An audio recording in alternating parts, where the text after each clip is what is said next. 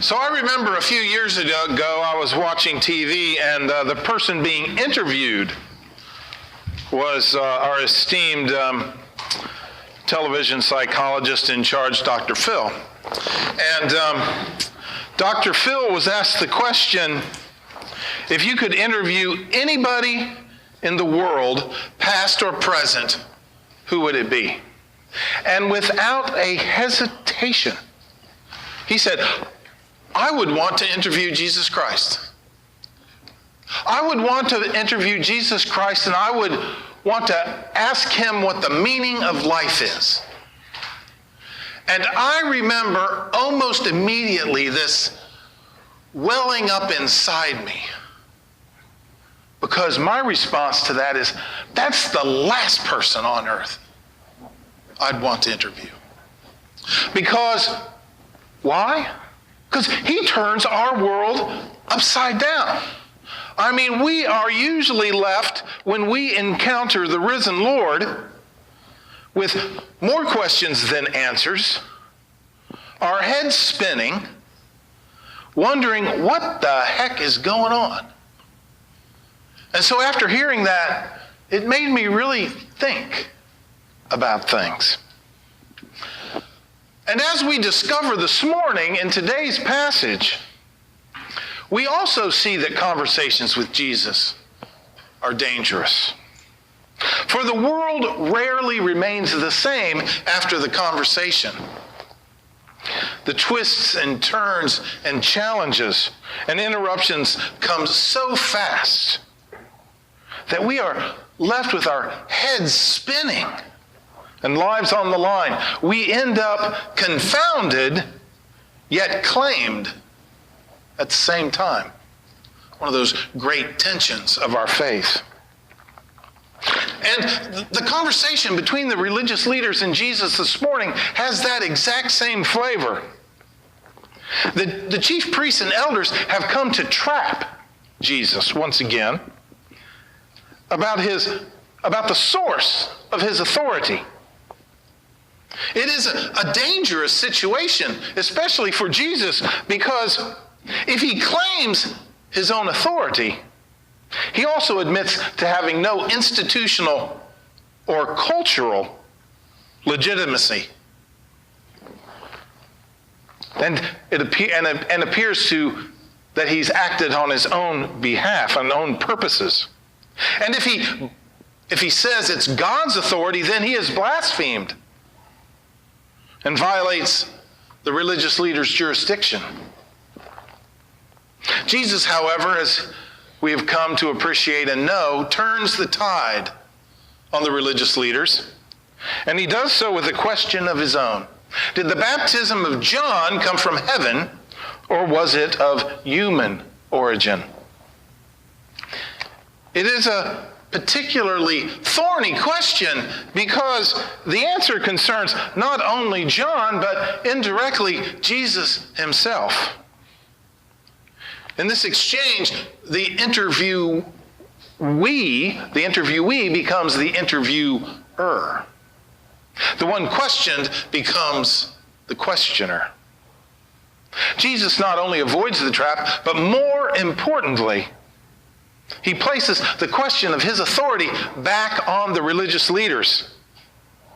Moreover, this question not only outwits the religious leaders, it unmasks the real intent behind their questions. For they are not primarily concerned with who Jesus is,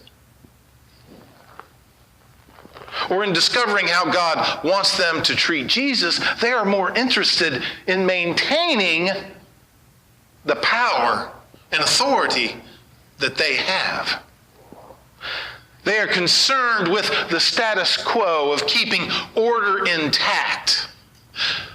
If they're going to have Jesus, they're going to have Jesus wrapped up in their neat little box, or they're not going to have Jesus at all. And so that doesn't affect Jesus. And he just continues. And in rapid succession tells the parable about the two brothers. One who says no and then changes his mind, and then one that says yes and does not do what he says. And then Jesus asks another question and convicts the scribes and the elders of their lack of belief.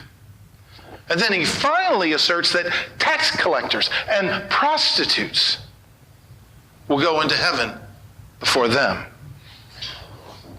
Now, I can just imagine, because I can imagine at times in my past when I've thought I've carried the high ground and people have turned things around, their heads spinning, their tongues stammering, wondering, how in the heck did we get into this position? We came here to question him, and now he's questioning us. It's sort of like going into one of those cheap carnival house of mirrors where our bodies go into all directions and the head goes up 6 feet, and we wonder how all that's happening.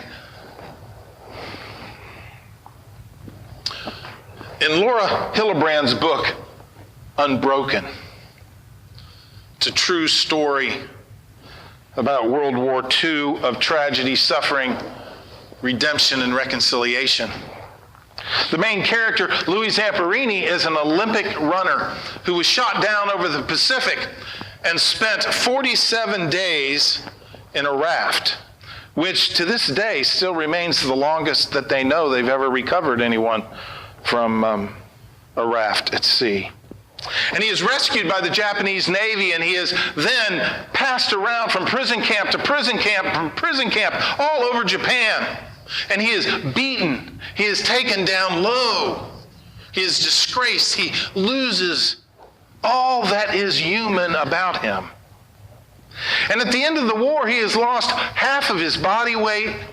And as he returns to the States, the only thing that keeps him going is the vengeance and the revenge that he has in his heart to go back to Japan one day and kill those prison guards.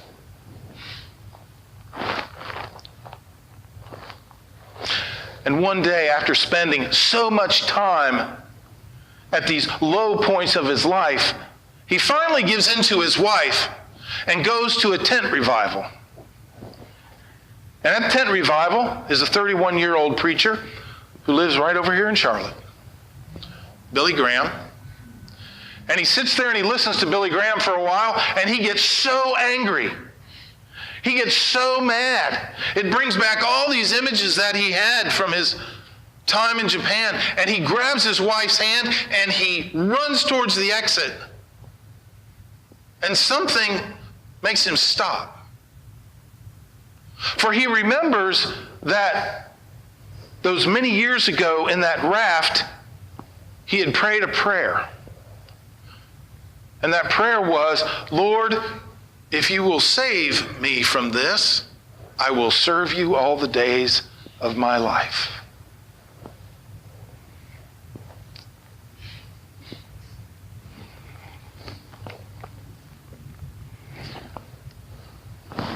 So he went forward, rededicated his life to Jesus, became a Christian speaker, taking just enough honoraria every time he spoke to just get by, he and his family. And he says that the most amazing thing that he ever did was when he returned to Japan, not to seek vengeance, but to look into the eyes and faces of the guards and forgive them and talk with them. And as he says, to be transformed before them into a man that Jesus wanted him to be.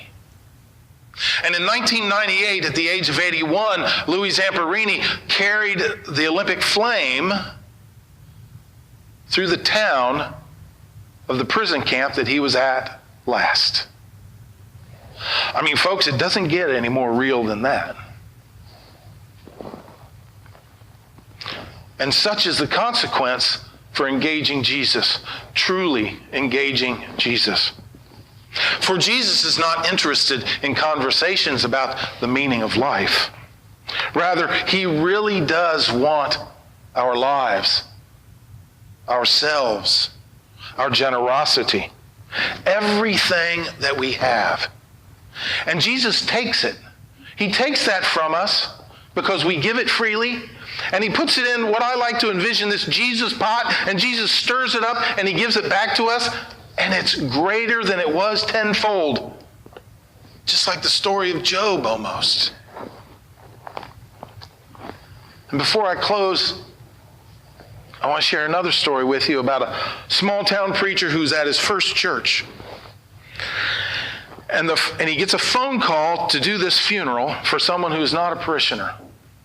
And so he starts to go around the town to check out what he can say about this person. And in the end, he finds out that he's really struggling because not too many people have much nice to say about this person, because there are stories of multiple men and a bordello. And he walks into the neighborhood grocery and starts talking to the owner, and the owner does not respond. He meets the conversation with silence because there's something going on inside this grocer's heart. And finally, the grocer can't keep his silence any longer, and he reaches underneath the counter and he pulls up a ledger, and he opens up the ledger and he conceals the names on the left. And you see where all these people charged things and didn't pay, and you notice that they're paid now. Well, the woman that you're talking about came in every month and paid all the bills for the people who were suffering from unemployment or tragedies in their own home. And she promised me to never tell anyone. But I figured that promise is now vacated since she's gone, and that it's important that this community know who was the supplier of all that charity. Especially for those who have been most critical of her. We don't begin by interviewing Jesus. We believe in him and we follow him by being generous in his name. And in the process, the world is turned upside down. Our heads are left spinning. And the prostitutes and tax collectors go first into the heavenly parade. And we are all left with wonderment and spinning heads and stammering tongues. Thanks be to God.